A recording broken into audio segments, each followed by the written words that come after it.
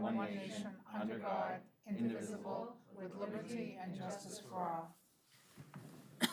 Thank you. This meeting is being live streamed by Chelmsford Telemedia and posted to the CPS website for interested community members to access and watch. In-person public participation will be taking place tonight in accordance with social distancing and safety protocols established by the Chelmsford School Committee Public Participation Guidelines. Anyone interested in speaking during the public input portion of the meeting who had notified the superintendent's office by yesterday afternoon has been provided with these guidelines and assigned a time to attend the meeting to speak. If anyone watching this meeting live has questions or comments to share, we're encouraged to email one of us during the meeting, and we'll read their questions or comments during our second public input session at the end of the meeting. All right, so welcome to this meeting of the Chelmsford School Committee. Our first item on the agenda is approval of the minutes from our meetings on November 16th and 23rd. I make a motion to approve the regular school committee meetings of November 16th, 2021, and the approval of the minutes for the school committee workshop on November 23rd, 2021, as presented. Second. We have motion, second. Okay, any corrections on either sets of minutes? All right, all in favor? Aye. Anybody opposed? Okay, 5-0. All right, let's see. Student reps. All right, hi everyone. So academics-wise, we've made it halfway through term 2, which feels awesome. And I don't know about you, Sarah, but I feel like it's gone by really fast. Winter sports are starting up. Various teams have been practicing and competing, including basketball, hockey, swim, wrestling, indoor track, gymnastics, and the ski team. So there's a lot of teams for this season. Also regarding winter, the winter concert season is coming up. The combined winter concert put together by the band, chorus, and orchestra is on December 15th at 7 p.m. in the PAC. And also, the All-Town Wind Ensemble will be performing on December 22nd at 7 p.m. in the PAC. Another group of musically talented students performed this past Sunday to the greater community. So the a cappella program, which consists of the crescendos and the Thursdays, performed at the annual town tree lighting ceremony. There were many other students who went to support them and the class of 2023, which they held a bake sale fundraiser, which was successful. Yeah, and so recently therapy dogs came to CHS. A lot of students were really excited to go see them in the Career Center, and that was organized by the Mindfulness Matters Club this year, and I know they're planning a couple of other times for them to come throughout the year as well. Students are doing a lot to kind of get in the spirit of charity as we approach the holidays. Holiday cards are being collected by 2 students, Brooke Stacy and Megan Arpino, for patients who have to spend holidays in the hospital to cheer them up and kind of spread some positivity. So all students are being encouraged to make a card to send in. And in addition, various groups are holding charity drives. The National Honor Society is running a towel drive for families in need from now until December 23rd. And the last day to drop off new toys for Student Council's Toys for Tots drive is tomorrow. And finally, there's a new initiative through the Career and College Readiness Center. So a representative from the Greater Lowell Workforce Board will come to CHS every other week to connect students to jobs that best fit them and make sure if anyone's looking to apply for a job, they have all of the different resources they need and things like that. And during Pride Block on Thursday, he's coming to do a workshop kind of explaining the whole program and the initiative and taking questions from any students, regardless of whether they're looking for a job or not. Okay, great. Anybody have any questions for the students? All right, thank you all both very much. Great. Thank you. Any other good news? Oh, you're looking at me? Oh, I know you were bringing it closer to you. No, the Christmas trees are up. They're beautiful. Did everybody win? Has nothing to do with the school, but they look great. That's all I have for good news. All right, anything else? Nothing else to report. Okay, all right. We're now in our first public comment session. I don't believe we have anybody registered for the first public comment session. We had one individual who had expressed, are you from Trammell? Yes. Oh, okay, yes, we had one Okay, yep. individual who had expressed desire to speak Sure. on the first item of the agenda, our discussion on the West Campus. Okay, great. So, yeah, if you'd like to come up and actually to the microphone, just state your name and your affiliation, and then you're welcome to go ahead and make a statement. Sure. Mason Brunick from Trammell Crow Residential. So I'm here tonight on behalf of the Select Board. We've been working with them on the development agreement for the town for the project on the West Campus. I know our financial consultant, Mark Fougere, has had multiple conversations with you about what we're looking for as far as mitigation with the schools. So we just want to get confirmation that the $60,000 that we've, discussed is adequate in your perspective. Okay. Yeah, so that'll be actually the next agenda item we discuss. Okay. So if you want to hang tight, that'd be fine. All right, great. All right, moving on to new business. First All right. item of business. Yeah, Dennis had asked that I just put this on the agenda. The school committee had actually attended a Board of Selectmen meeting, or Select Board meeting, I'm sorry, not too long ago with the topic of the West Campus redevelopment came up. And we're obviously concerned with its potential impact on schools and school children. If we do have a number of students who end up residing in that neighborhood, where would they go? We know right now that that particular development would be zoned to the Harrington Elementary School, and then the McCarthy and the high school. We know we have as a district, just to recap for people watching, we know we have capacity at the high school for some additional students. That development itself was projected when it was fully built out to be in the ballpark of 50 extra students, 50. And they would be spread K-12 throughout the school system. So I really don't have any significant concern about the high school because, again, we have capacity. Even at the middle school, if we're talking about, a handful of kids per grade level, and this is years off, I think that's something we can plan for. My bigger pressing concern is the elementary level, and we already have Harrington, which is the feeder school because of proximity, is basically operating as a 5-strand elementary school. So we have 5 classrooms at the different grade levels already, not the 4 that was originally kind of intended. So when we talk about a development like that coming on board, there's a couple of different things for us. Obviously, we'd want to have a formal student enrollment projection done to just make sure, capacity-wise, what is that development going to do for us over the next 5 to 10 to 20-plus years? So we had undertaken a formal student enrollment projection with NESDAQ back in 2015-16, when we were doing our facilities work and we were talking about wanting to build potentially a new school in town. One of the steps that they make you go through is to do a enrollment projection. So we would have to contract with a third party to do that projection.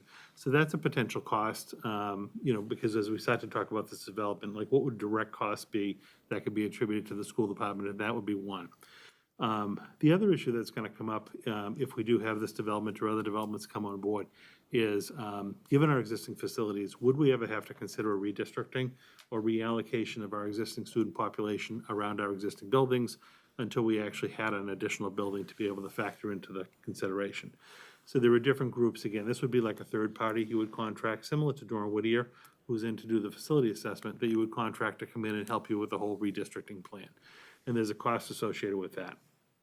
So when I had a conversation with Mark as part of the umbrella for the whole project, he had asked what costs for those would be. And so the cost estimators for the firms, Durham Whittier had recommended a couple to us, are in the $50,000 to $60,000 range to have both of those studies performed in a 2 to 3 year out period. We wouldn't do it right now because we'd have to wait, obviously, until the development was a little bit further along to do that work. That work is probably a 2 to 4 month engagement, so it's not like a long engagement that would take years to complete. So we wouldn't really start it until we knew there was a break ground and an actual date of occupancy. But that was a number that was thrown around. So I wanted to kind of report that to you, that if we did do that, that would be a kind of a real cost to us as the development came online. And then as we actually look at a development, whether it's that development or any other development, one-time money is obviously nice to be able to fund those type of projects, but we're gonna also need recurring revenue from the town to be able to pay for the additional services that are gonna be required. So, certainly one-time money is helpful, but we're also gonna need to, work with the town and the town manager when we're putting budgets together to make sure the tax revenue that's derived from those developments is apportioned, and a piece of it goes to the schools to pay for, say, extra transportation. In the case of this particular development, we just know proximity-wise where it's located. It's too far for kids to walk from that development to, say, the Harrington, or even that development to the high school, because you've got areas you have to cross over some pretty significant dangerous paths. So transportation would be an issue, or an additional cost. we may have to add additional teaching staff, depending on how many kids and how many came at different grade levels.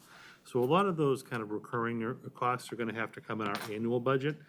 They wouldn't necessarily be one-time money, because once you spent the money, it would be done.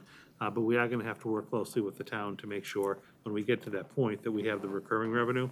But I at least wanted to report back to you that I did do that legwork with associates from Durham Whittier on kind of those other two outside pieces of what would, a formal student enrollment projection, and then what would a redistricting plan, particularly around that development, cost the district. And I think that $50,000 to $60,000 range is appropriate.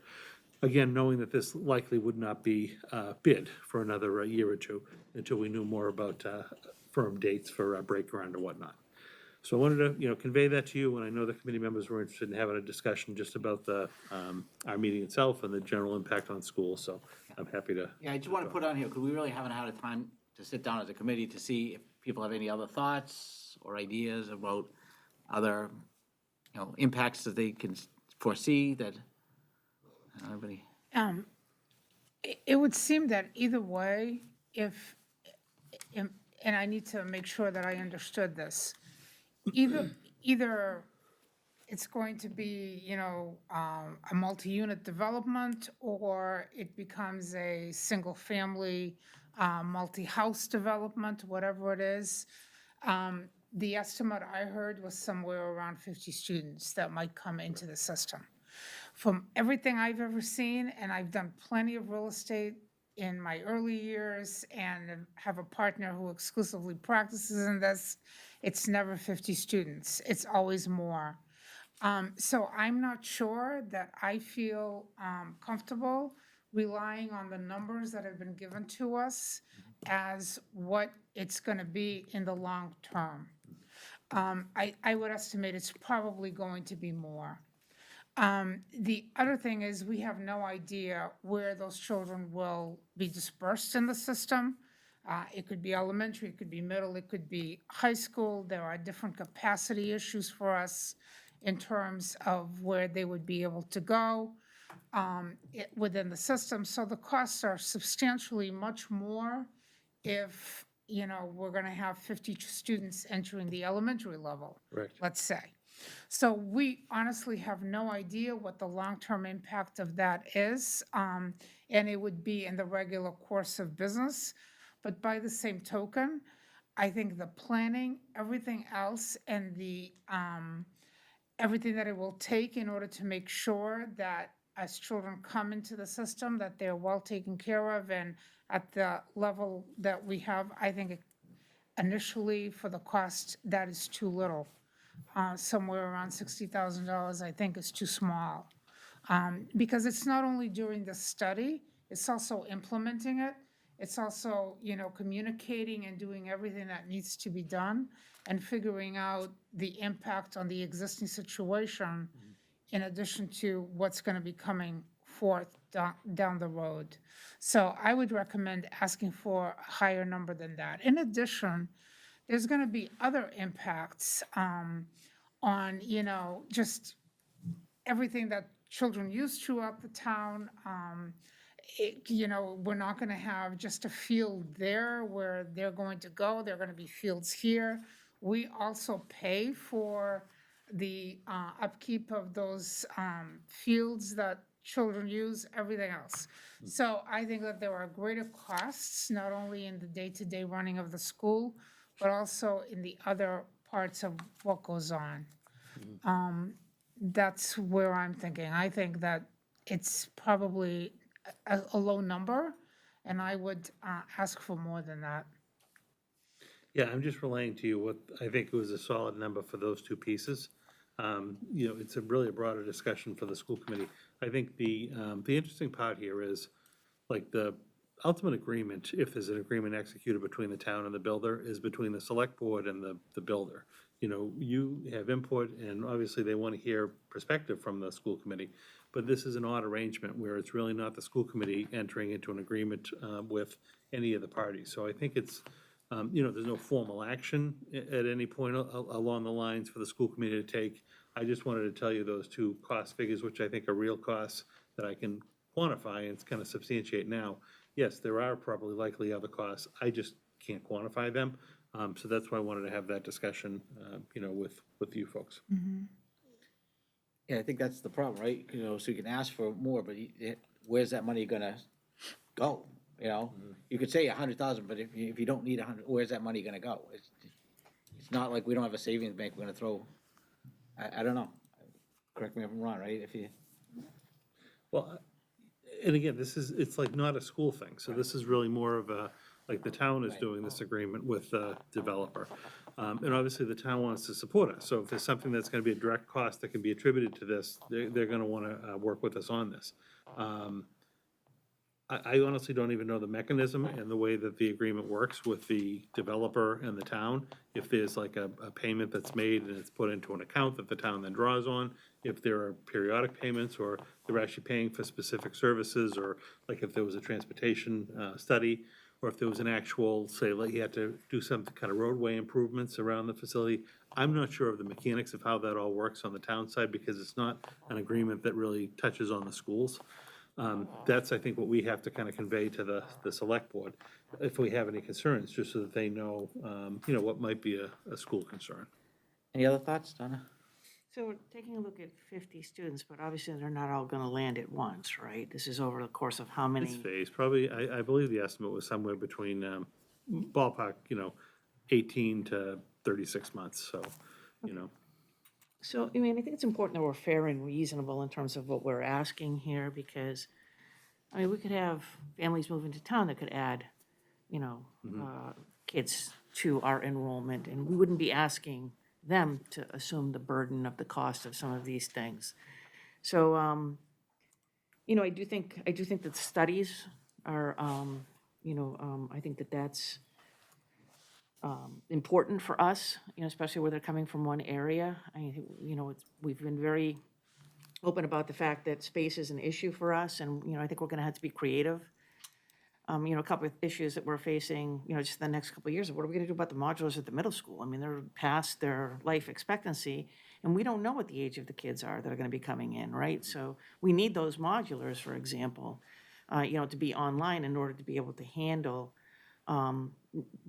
our enrollment numbers as they continue to increase as a result of what we're seeing at the elementary schools. right.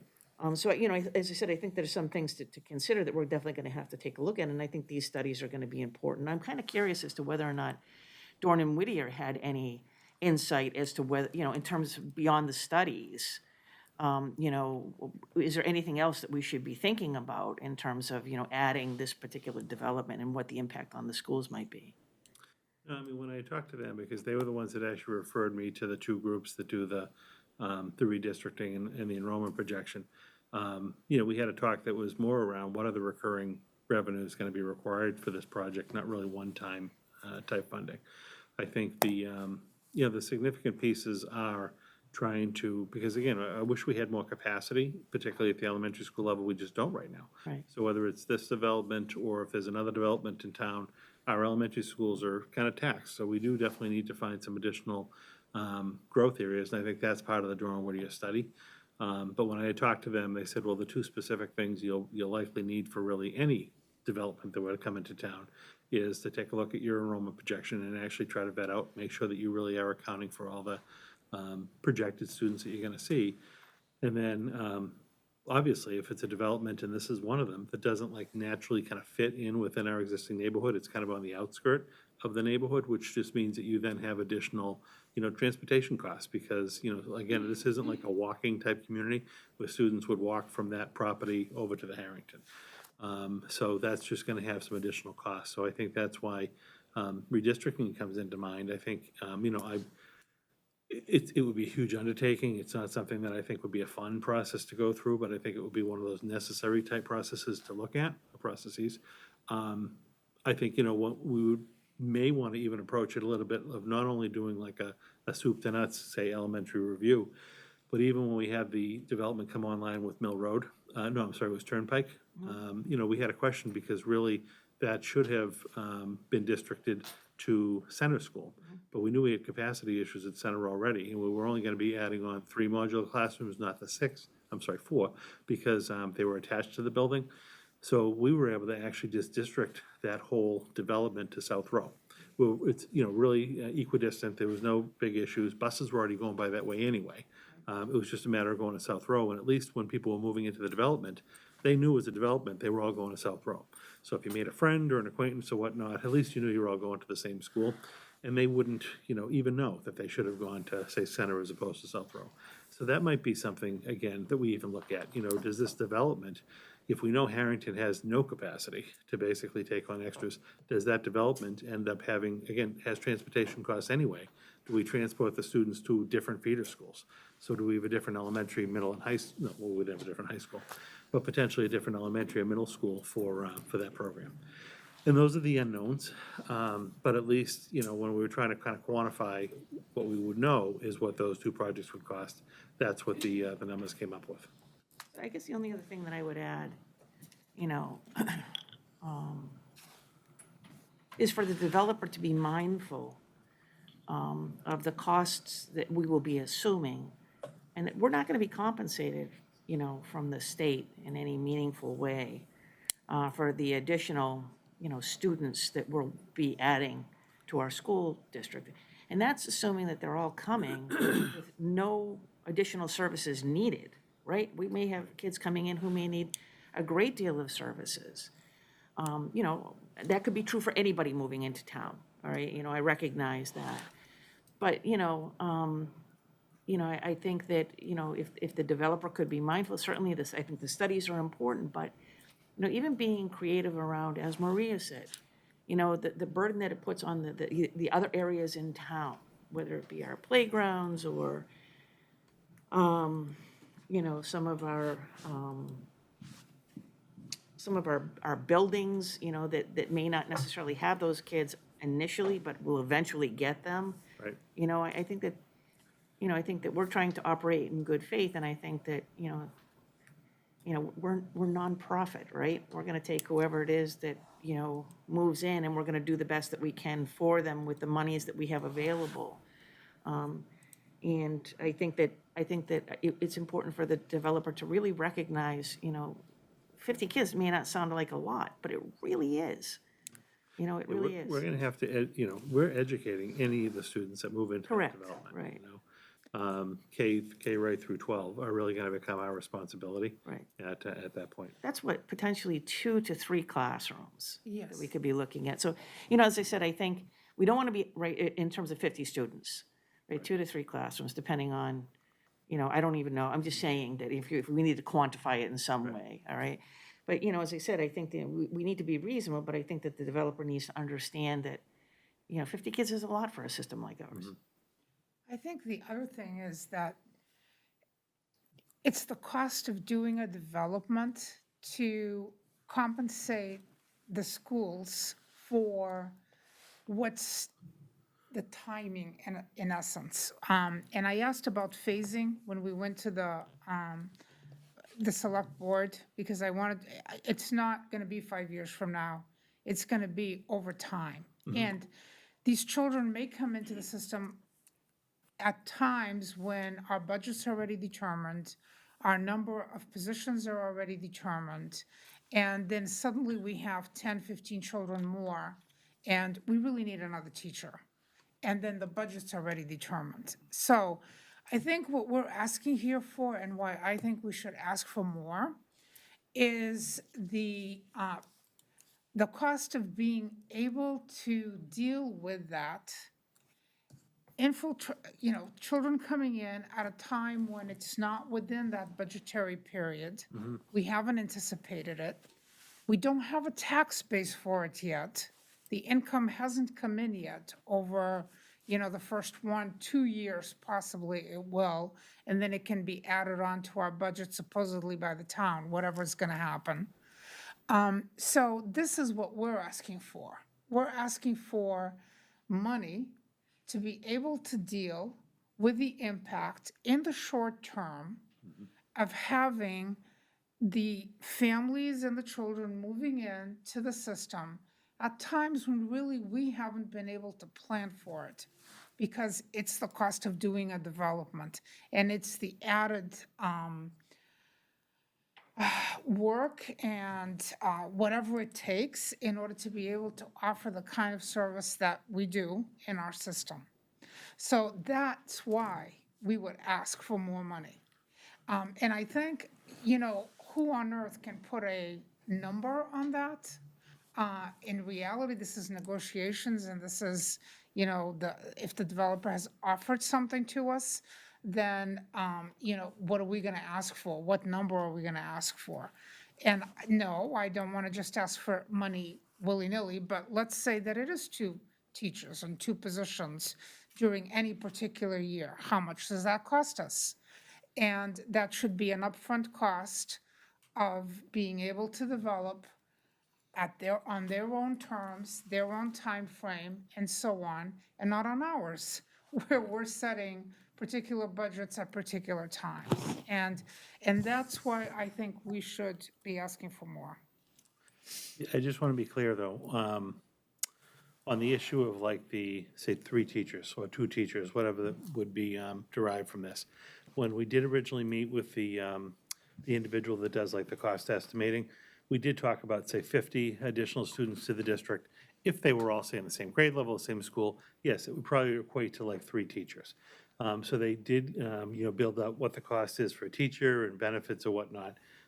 So that was analyzed and included within the report, but it's included in the report more in like because these teachers are going to be here for the duration. So it's in more the recurring revenue piece, which would really be supported by the tax base that this property would generate. So what they wanted to do was see, and I'm doing this in layman's terms, right? This isn't my thing, but what they wanted to do is make sure that the amount of taxes that this development was going to generate, whether it was the condos or whether it was the individual homes, was going to provide enough income to the town to basically pay for the extra costs for the schools and for police and fire and whoever else, DPW, if they had to, say, plow and things like that. They had to make sure that there was going to be enough tax revenue coming in to offset all of those costs. So we did factor into that, and I did talk about, say, it would be 3 teachers. Again, we just don't know where those teachers are going to be. But that's going to be a cost for us that, let's say it was $200,000. Well, we're going to need that $200,000 added to our budget as a base, and then every year we'll be working off that because we're going to need those teachers to stay. So, that was part of the discussion, I think. And again, this is just, the hard part is, we're not negotiating this agreement. So it's not like we're sitting down at the table with the group and we know that there's, X number of dollars over here to be allocated. We're, kind of a participant in the process. We're asked to give input. But we don't have the full parameters because it's not really our project. Okay. So that's where I'm at a little bit of a struggle. And I agree with you that in the long term, definitely, it's going to have to be sustainable and it's going to have to come from tax base and so on, because of course we get very little from state. So it's definitely going to come from our local tax base. And we're going to get the children either way, no matter, depending on it's going to come. Right. So the point of it is, though, that it's going to come at particular times. And so I'll use an example. I remember that when we had a particular development that had quite a few children coming in, we had to add assistants to classrooms instead of, in that year having another teacher, but then the teacher was added the following year. Yep. Well, then that gives you time to get that tax-based money and to add it into your budget. Right. But initially, there is going to be a cost that is not within the year that we planned it for. And it might run over a 5-year period where, in year 1, where a certain number come in, we've got an added cost. In year 2, another number come in, we have another added cost. And these are all things that are not within our control. They're within the control of the developer and the time frame that they use in order to get those units completed and so on, and to get their occupancies and all of that stuff. So that is what their goodwill is and what they're providing to us.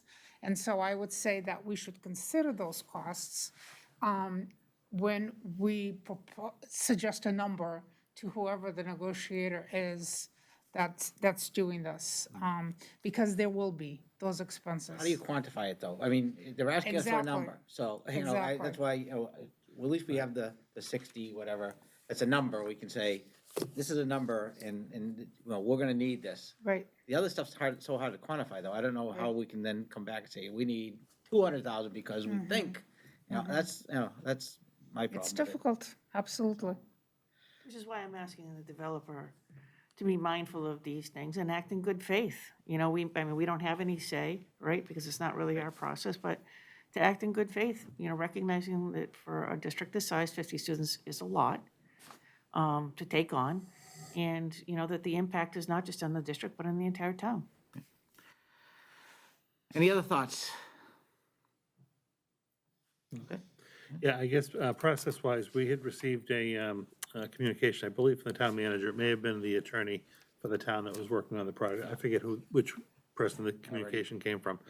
That they would just like to receive some feedback from us by the end of the week. So, I don't know, maybe Dennis and Yeah, I'll I reach can out. coordinate at the end of this. Yeah. And just make sure that they receive some feedback by the end of the week. Yeah. I just They want to have figured- everything all set by their meeting to the 20th, so they want to have Right. feedback from us by the 16th. Of the 16th, Yeah. okay, so we have another week, but Yeah. just to kind of convey that back to them. All right. So thank you very much. Yep, thank you. Thank you. I just missed your last name, for the record. Brunick, Brunnick. And you're with Trammell? Yes. Okay, thank you very much. Thank you. Thank you. All right, next item, I believe, just a reminder on the tri-board meeting is next Yeah, Monday? just a reminder for the committee, we have a meeting next Monday. I did make an error with the time, it's at 6 o'clock, not 7 o'clock. So please come at 6. You'll be here in the school committee room. It'll be the select board, school committee, and FinCom. So we'll be doing a kind of a year in review financially last year, doing an outlook for next year, and then we'll have an executive session at the end of that. So that's next Monday, the 13th, here in this room at 6 o'clock.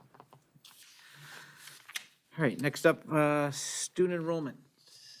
Yeah, I just have a final report for you. I believe it was back in the end of October, early November, where I had provided you the draft October 1st student enrollment report figures. This is data that comes right from the, from SIMS, our operating system, gets uploaded to the state. They verify and certify the enrollment. So this is our actual October 1 enrollment count for our students who are attending in district. So we've broken it out again by our individual schools. And then at the very bottom, take a look at each school. It's helpful for me, but I think hopefully be helpful for you too. Like when you look at your elementary schools, and we're actually, I mentioned earlier, we have like 5 sections, what we call it a 5-strand at several of these schools. That means we have 5 classrooms of students. At Harrington, we were mentioning earlier, they have a lower number of kindergarten kids this year, so we only have the 4, but you can see grades 1 through 4 have all been adjusted up for 5. So in those cases, those numbers typically roll up year to year, and you can see those enrollments. We do the same thing at the middle school. We just take the total head count as of October 1 and divide it by the number of sections that we have. It's not the actual kids that are sitting in an individual class. This is the total number of kids in the school, just divide to the 8 sections that we have. And then what I actually thought was interesting, so those numbers really didn't change significantly from the draft report that we'd sent in. I gave you all the backup data sheets from DESI that just tie out to those numbers. And if you want to do a deeper dive to figure out the population of the buildings, whether the male, female, but different, whether you're a special ed student, an L student or whatnot, all that information is there. But we actually participate, the last report that was part of this, when the gentleman was here earlier for the first item, back in 2015-16, we had NESDEC perform the student enrollment projection for us. They were the third party we contracted with when we were doing the facility work. NESDEC, because now they did the original report, and we're also like a member district.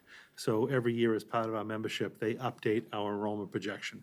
So we send them our October 1 certified numbers, and they plug it back into the system and actually go through a process to kind of match up how close their projection originally was to what the data indicates. And I think there actually been, obviously, as we have little developments that weren't flagged, they have a hard time tracking that, but our enrollment trends in general have been pretty consistent. Again, we're still kind of seeing a little decline at the high school. Those numbers are going down while we're seeing an increase at the elementary level. So that's, ballpark some of the significance of this report. But again, they do this as a service for us because we are a member district. And I think it actually helps them when they're putting their formulas together to do their projections to know how accurate they are when they work in communities. So I'm happy to answer any questions you have, but just kind of providing those final October 1 numbers for you. And again, that NESDEC report for the year, which I think is interesting. Does that NESDEC report help us in our, in proposing any new building projects with MSBA? Because it looks like the trend is going up, obviously. Correct. Is that going to help us in making those arguments? Yes, well, we had to do the enrollment report when we did when you submit the statement of interest, Okay. you have to have backup data. So we actually had NESDEC do a full-blown student enrollment projection when we did the original facility assessment, and then we selected the high school to be our priority project. So this report basically was backing that up. So yes, what this will indicate is, yes, the district is trending upward slightly, but what you're seeing, and I don't want to be missed, is we're actually seeing an increase, a higher increase at the elementary levels and a little bit of a decline at the high school, which again just kind of speaks to we have capacity at the high school. That's not really an issue for us. Our capacity issues are at the elementary and going to be trickling up to the middle schools. So that's kind of the significance of the report. But yes, this would be basically backup. Yeah. To prove our case. Just looking over the 10 years from, 2021 to 2031, I mean, they're projecting 400 students, that's a, Yeah. that's a Right. 40 students a year, right? That's a good uptick, so. And how else, in light of that, Dennis, going with that thought, the fact that this potential new development is coming in and those additional 50 students and so on, potentially, that will be something also that is brought into this report? That would actually not be, let me think about this.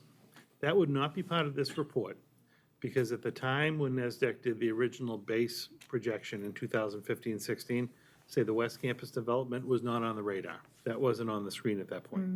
And so what they're doing in these follow-up reports is really just basically going back to our certified October 1 numbers, and they're taking those to see how closely they mirror the original 15-16 report.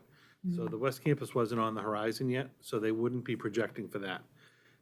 That would be the reason that we would actually want to do a new full-blown enrollment projection from scratch, taking into consideration, say, what the West Campus development was going to mean to us. So these numbers do not factor in that new development. These numbers did factor in the development, say, on Turnpike that we mentioned earlier, because in 2015-16, we knew that was coming. So we were able to flag that for the group when they did their study, but West Campus wasn't even a thought at the time. So West Campus was not part of this. So does this mean that this whole projection work that we're doing in terms of what we're going to propose as a new facility and what the state may or may not accept, does that mean that we need to revisit this once the West Campus project becomes a reality?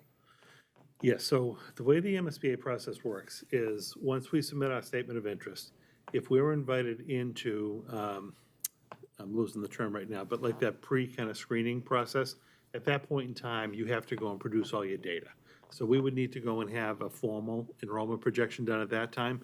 This will be like data that just supports our regular application, but you still need to kind of certify and prove your need. So we would have to do that at the feasibility phase. That would be during the feasibility phase that we would have to do that. We would. So one of the additional costs we'll have as a result of this development coming in is another feasibility study. No, not the feasibility study, but the enrollment projection that goes into the feasibility Okay. study. So that enrollment projection was part of the $60,000 that I was talking about. Okay. But they wouldn't pay for the entire feasibility study. Donna? I have a question on the final SIMS report. I thought coming into the school year, we were about 100 students more. Say again? I thought we were over 5,000 coming into this school year, and we're at 49, 44. Remember we talked about that it was going to go up quite a bit? Well, yes, But again, these are the students who are actually in the district. So this is only in-district kids Okay. in this report. So you have to add about 80 students, I want Okay. to say, if you All right. consider our out-of-district students. All right. But what I tried to do for the purposes of this report is actually tie out to the individual schools we have. Okay, So like if you do have a middle-aged school student who's in an out-of-district placement, right. I didn't include that here Okay, because all it right. wouldn't really tie into McCarthy or Parker because they don't attend here. Right. So you do have to add a ballpark 80 students. So we'd be a little over 5,000 in total when you take Right. a look at that. This is just a snapshot of the in-district. Okay, great. So these are Because just I the- remember we talked in the beginning of the school year about what our overall enrollment was going to be. You did. So, okay, No, thank you you. definitely did. And that report may have included everyone. It did, It yes. might have even had a line for like ODD or Yep, it something did. in there. Yes, This okay, one thank is you. just true kids who are here. That's a very good point, in my opinion, that Donna just made about the 80 students and the fact that they're out of district, which is a really, it's part of our funding. It's part of the money that comes into our budget. And it may just be something we can't do when we have additional students here from our own town. We're not going to be able to support this and the funding that comes from this potentially. I'm losing you in that. So We don't have a choice, Maria. If a student moves into this new West Campus development and they require an out-of-district placement, that's what we have to do. no, I understand that, but we're not going to be able to offer spots in our system. They'll be filled. No, we No. have to. We have to. We do? We have no We have no choice? choice. We have no choice. Okay. I'm just trying to make sure Yeah, no, that our no. funding is still going to be there. Right. No, that's what I was referring to about students who move in, who will need additional service. We don't know, right? But not, one way or the other, we have an obligation to service Yeah. the needs of those students. And, that's what makes it kind of tricky sometimes is you don't know, you don't know. But this could be true for anybody moving into town, not just anybody, moving into West Campus. Okay, but then I'm probably talking about something different. Okay. School choice. So Sorry. school choice you have control over. Okay, how many of our students in here are school choice students? I want to say 50. Yeah, 49, 50? Oh, it's below 45? Okay. I thought it was 50. All right. but- Is that something we continue if we don't have slots available? Well, that's something that you vote on annually, whether you want to participate or Right. not. So that is something you have control over. So what we have done over the last, I want to say 3 or 4 years, we've only opened up slots to incoming ninth grade students at the high school. So we haven't taken new students into the elementary, the middle schools, because we know we have capacity at the high school. We've accepted, I think we try to get to about the 50 students per year globally, so we see how many are graduating and then how many that would leave us. And we try to bring in as many freshmen to fill that, because that 50 students, basically $5,000 a student Right. would be our funding for the 101 initiative. That's how we're kind of self-funding that project. Right. So we try to keep it around 50. Right. So I don't know where the students will land and what spots will be taken Right. and whether we'll be able to continue to have that school choice funding or not. So, Well, if we keep it at the high school, we have so much capacity at high school, we could Yeah. add 200 students at high school. Yeah, well, yeah. No, we don't want to do that. I'm just saying, we just have a lot of capacity there. We have the capacity. So every year, though, you have to vote. We usually do it in, I think, the end of March, early April. And I'll bring a recommendation to say, here's the current enrollment. I think we have room for 7 students, but we're going to restrict that to incoming ninth grade students, and you vote every year. If you ever didn't want to vote to open up more spots, you do have to still maintain the students you've already allowed in, so they get to finish and graduate. But you wouldn't necessarily have to bring new students in. okay, So those you have control over. The, say, an out-of-district special education student who actually gets residency in Chelmsford, those you're required to educate. And again, it can be costly. Like, we may have a student that moves out that we don't have to pay for, the new district does, but then we may take a student in. We don't know how many students would end up living, say, in this development. That's kind of a wild card. You have no And we'll idea. never know that until it happens. correct. Okay. Anything else on enrollments or enrollment projections? Okay, great. Thank you. School improvement plans. Yep, Linda is going to review our school improvement plans for the year. Sure, so each year, schools get together with their school site councils to talk about some of the goals that they'll be working on, focusing on throughout the school year. Typically, they consist of a student learning goal as well as some type of goal around social emotional learning. You'll hear PBIS, MTSS, lots of different acronyms out there. So each of the schools get together, working with their council groups to come up with their goals, their strategies, what type of action steps will be coming from these, what they'll need for resources, what they expect for their outcomes, who's going to be taking the lead and responsibility, as well as an estimated time frame to meet these goals. And these are things that will be updated as the schools come in and talk about what's happening at their schools, give a status update, and continue on throughout the school year. Some of these are multi-year goals, but we do a school improvement plan each year for each of the schools. You'll notice that the high school has two student learning goals because they're starting their NEAS process again. We're at the beginning stages of that, so they have to have a little bit more goals than the other schools. And the schools actually work collaboratively together to have similar goals based on the levels, so you'll see some similarities as you go through the elementary ones, the two middle schools, and then obviously the high schools as a standalone. The only thing I would add on this is very similar to like my goals for the year and the school committee goals for the year. These are kind of our coming out of the pandemic goals. We're getting them a little bit later, but this is work that's in process at the schools now. The strategic planning work that we're going to begin come January through the end of the school year to look at like a district-wide plan. That will really be the foundation for the school goals and department goals and even our goals for next year moving forward for the 22-23 school year going forward. So these are all also some kind of just interim goals for this school year. But the goals for the next school year and beyond will be informed by that 3 to 5 year strategic plan that we're going to embark on in January. And who sits on these school councils? Like teachers, parents? So I'm so glad I have two principals here, because I don't sit on these council meetings. Teachers, parents, kind of like a citizen at large, right, is on that committee. And they come together to put together their goals. I remember when the BIAM came in, I don't know why this jumps out to me, but when they come in every year to do their presentation on what they're working on, their citizen participant always comes to the meetings as well. So I know sometimes it's a community member or someone who might have a business in the neighborhood might, but largely it's parents and school staff. I think you're required to have a community at large member.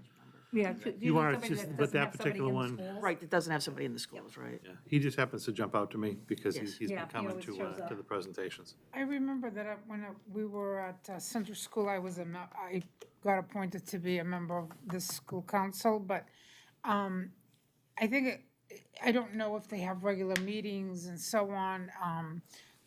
At that point, we did have a regular meeting schedule and created a plan and had goals and all of those things. So it would be nice to know, the work that these councils do.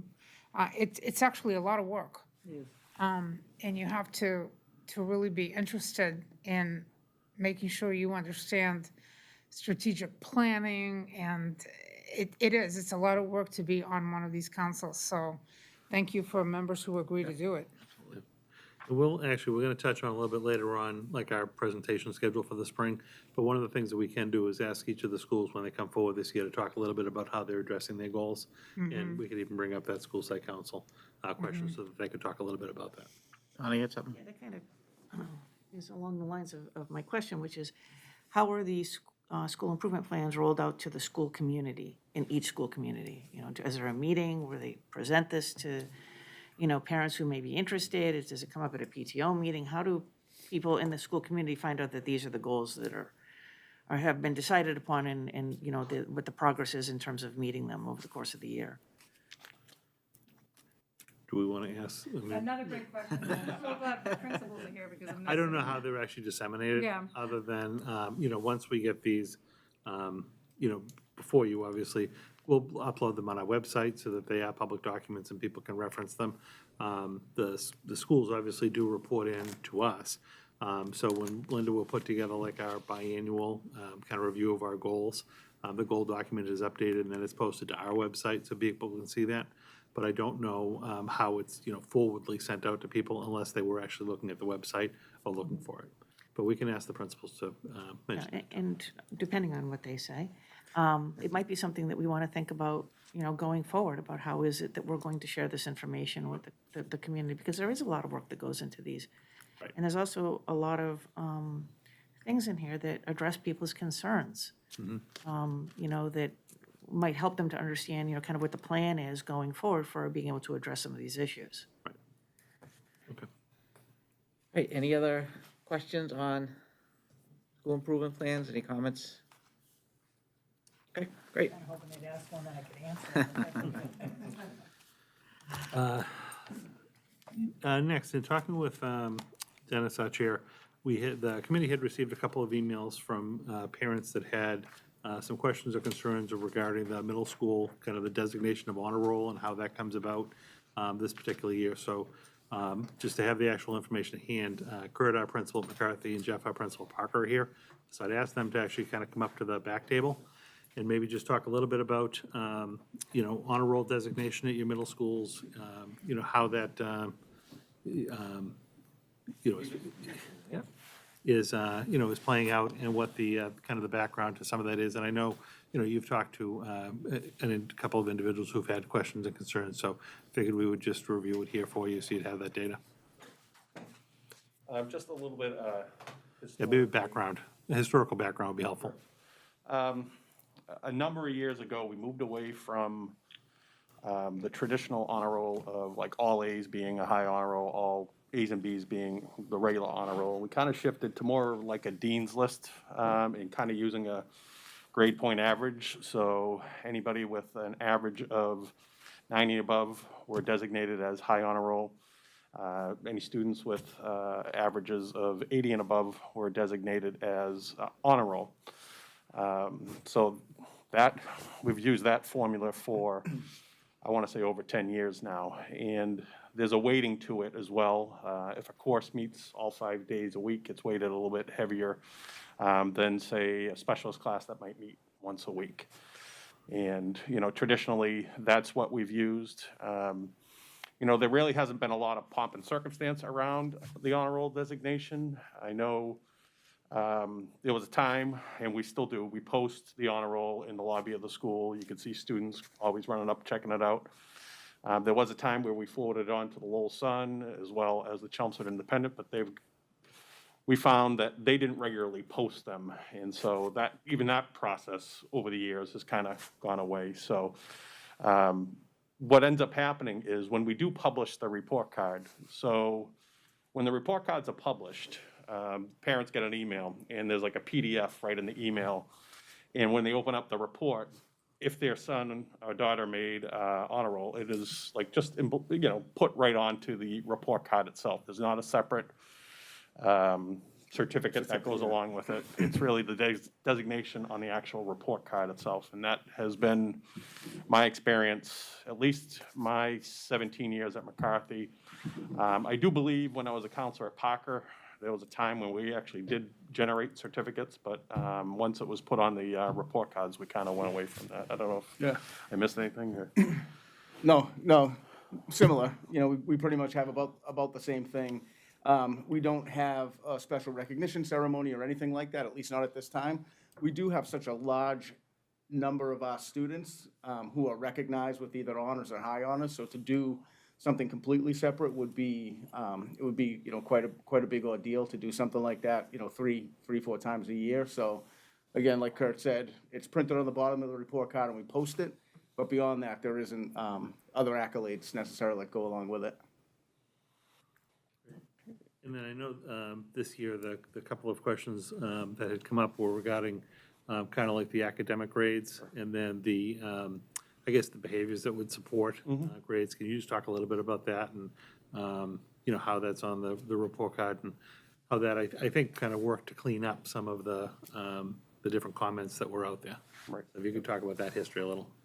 So in years past, teachers had a choice of literally hundreds of comment codes to put on the report card. The past 2.5, 3 years, middle school, we explored the possibility of a standards-based report card.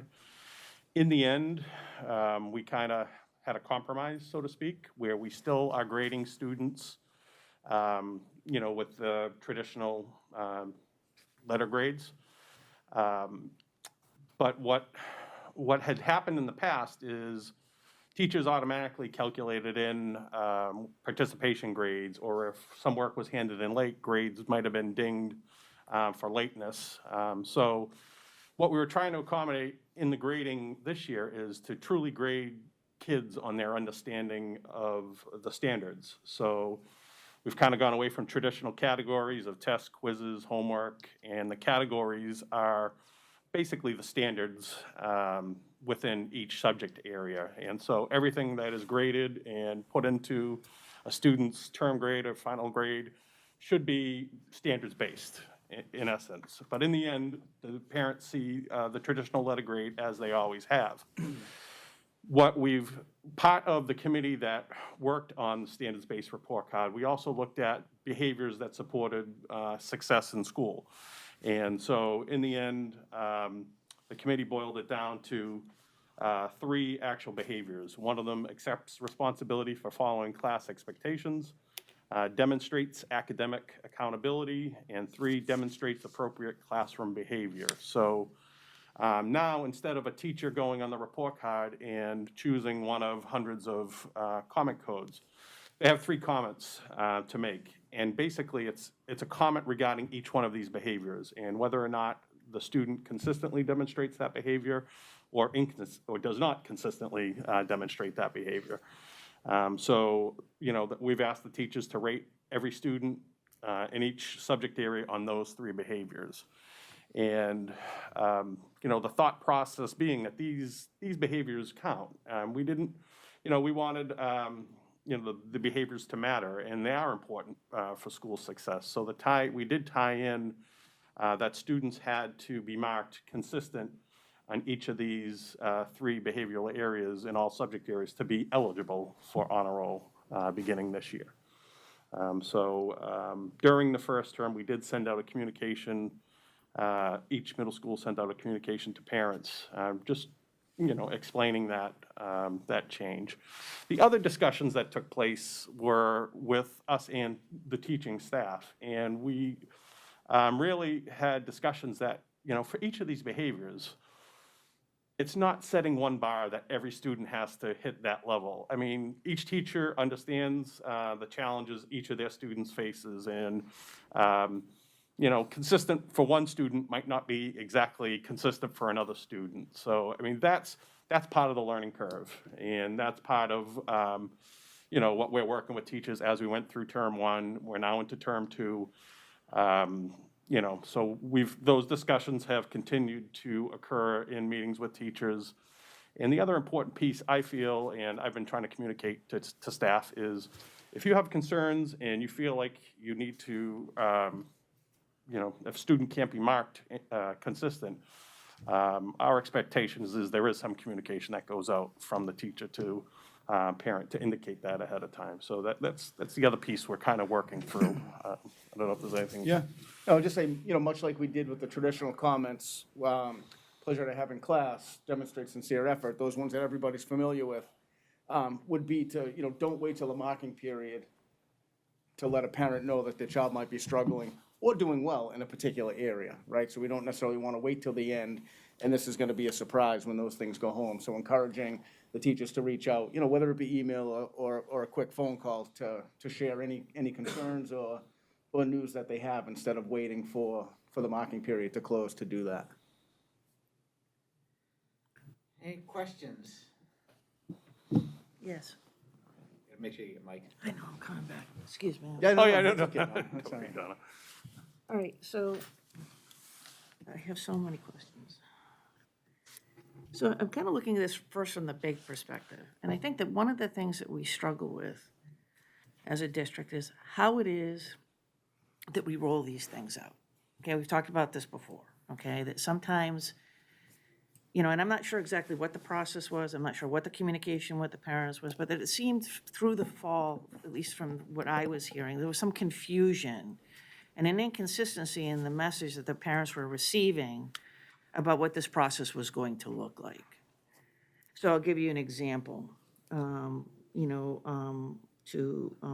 Mr. McPhee's point around traditionally using tests, quizzes, and homework as, kind of the standards for determining the grade, as opposed to meeting the standard. One of the things that, and I, again, my apologies, I don't know if this is actually true or not, but this is some of the misinformation or correct information that we were hearing, is that you turned in a homework assignment and you got credit. You didn't turn in a homework assignment and there was no penalty. Okay, so, that was a concern. So like, what's the motivation then to do the homework if you're not gonna get, dinged, as you said, for, not turning in your assignment on time? The other thing too is that, I wanna make sure that, like, when we have these kinds of things that we're rolling out, that we're involving all of the stakeholders. I don't know, and there absolutely could have been, involvement from the special education department. I don't know. One of the things that I'm thinking is that, was there some discussion about, using the PLEP A and B, the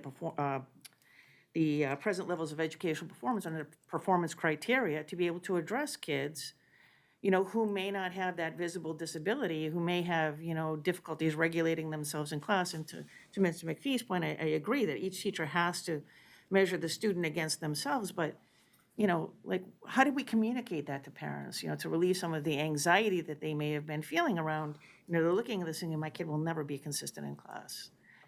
And, as far as the comments themselves are concerned, I understand that it's important to narrow it down, but I'll be honest with you as a parent, if my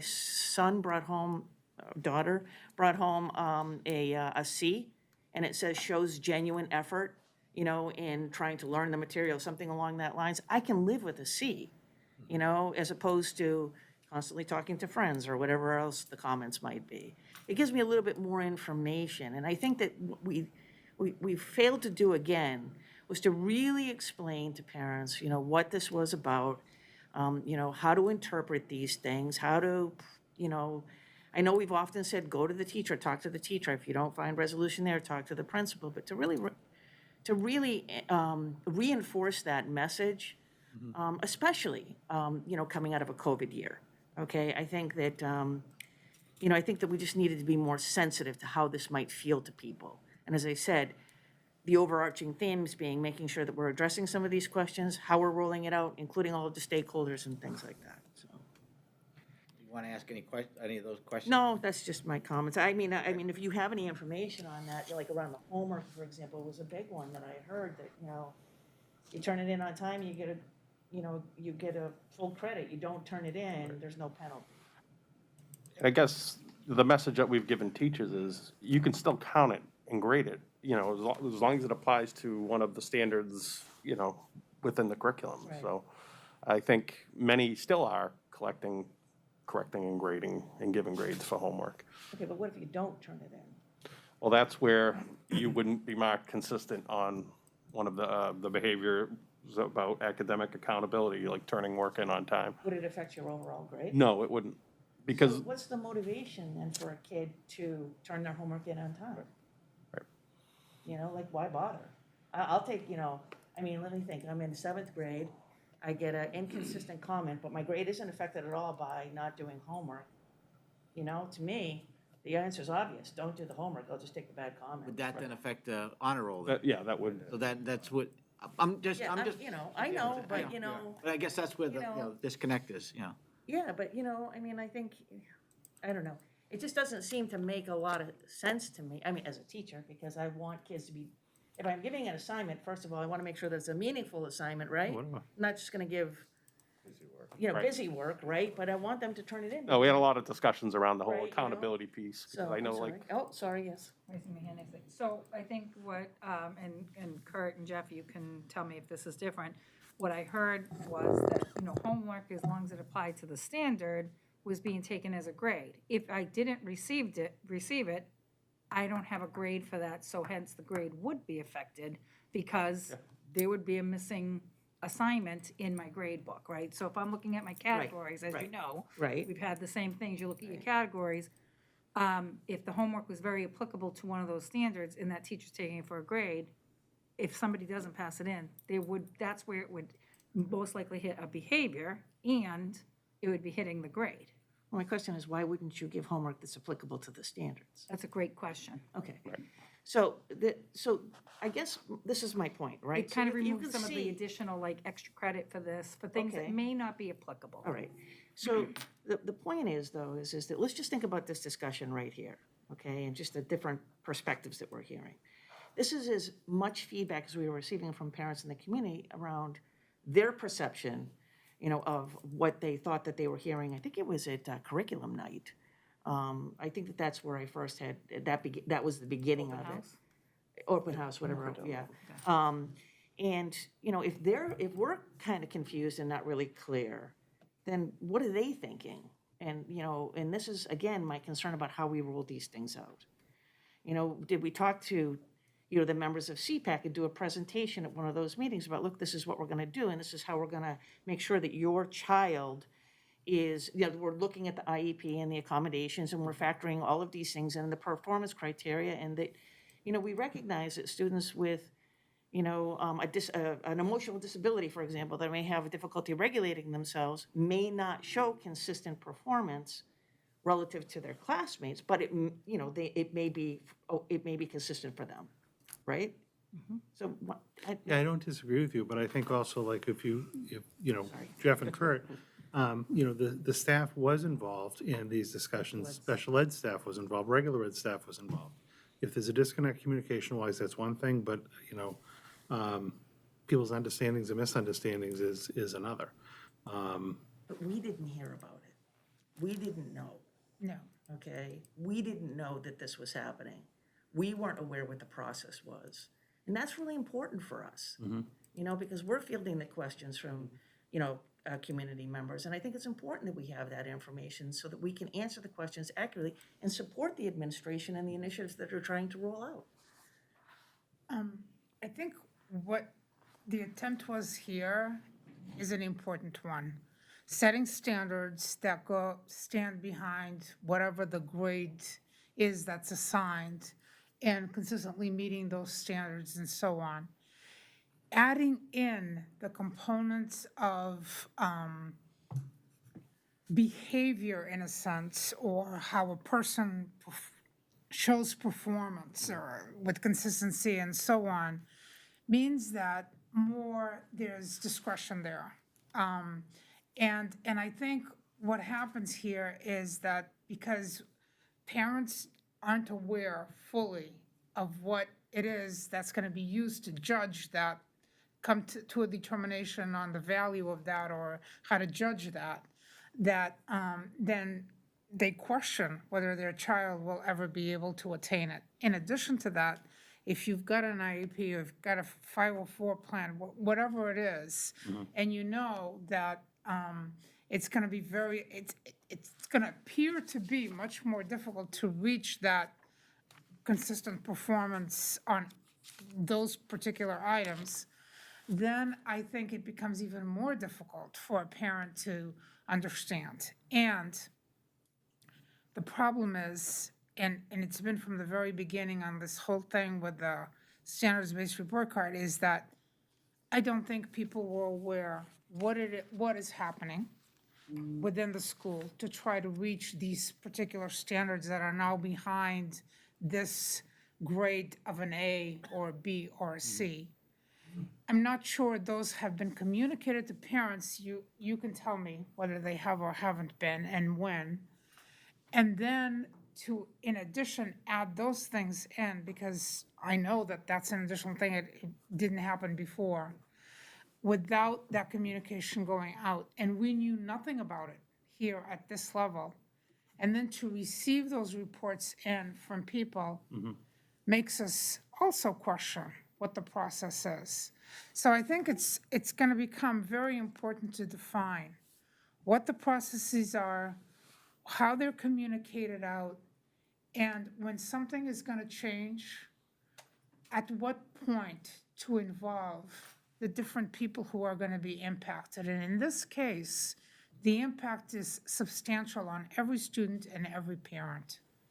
And I would say, have a meeting with parents and students together and make sure that both understand what the requirements are here. what the standards are and what they have to meet.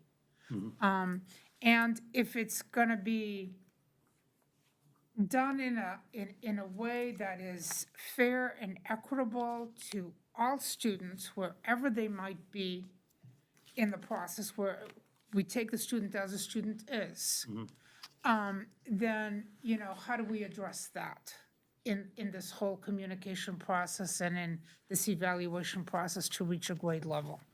I think that that's the problem. It just didn't get communicated out. We didn't have that knowledge of it. And to me, it looks like a policy.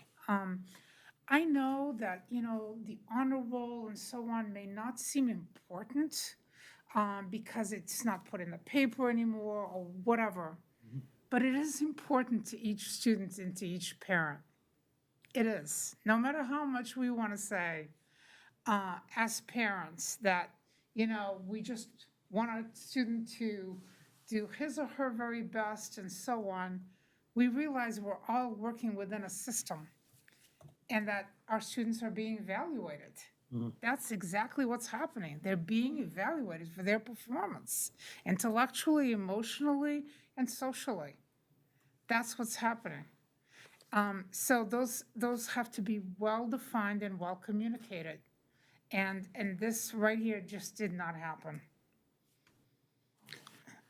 Yeah, I'll be honest with you, this wasn't the discussion that I was thinking we were going to be having on the subject. The staffs did put a significant amount of time and effort into this process. In the end, I want to be very clear, we did not move forward with the standards-based report cards. The standards never changed. We always had standards that teachers taught and that teachers were instructed on.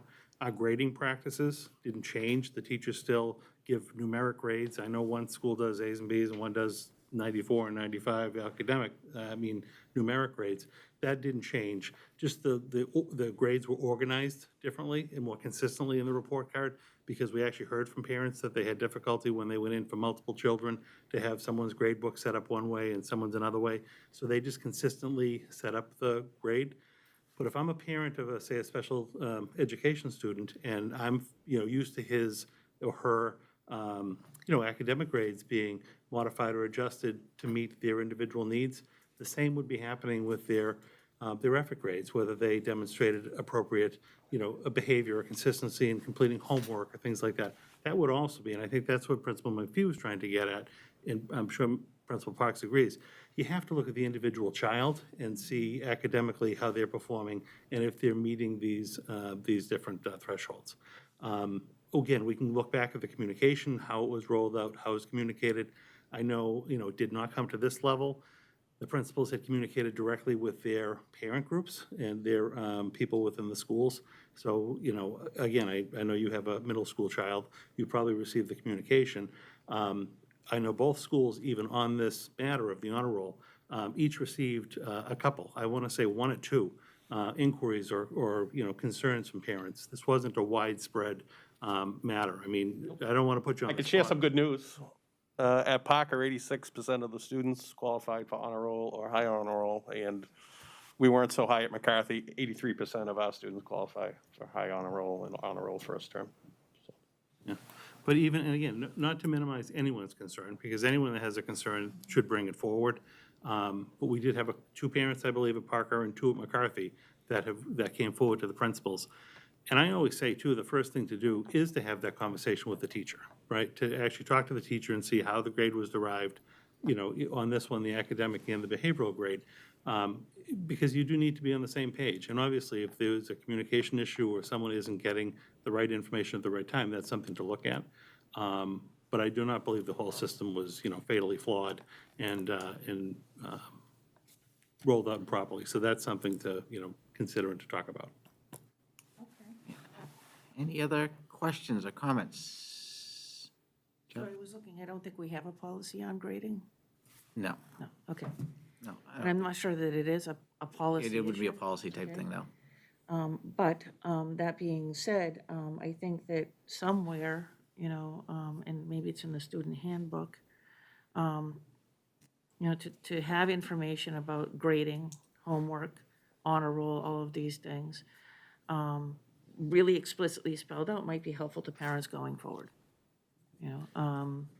Yeah, when this issue even came up, Donna, I mean, we looked at it because someone had raised the issue, is there a policy about saying honor roll?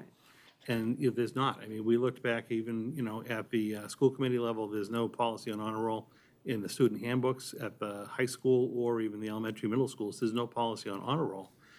I think, to be honest with you, it's because each individual school just has historically recognized students for their different accomplishments, whether they were academic or performance-based or whatnot. Each of our schools, even just the two that are here today, have even beyond honor roll, you know, I know like Parker has different pride awards they give out. McCarthy has different awards that line up with the I don't know the nomenclature you use, but like student recognition awards. And that isn't something that has really ever been, you know, kind of policy-driven in the past. It's each individual school or each team that's giving out some type of a recognition. They've always just done that on their level.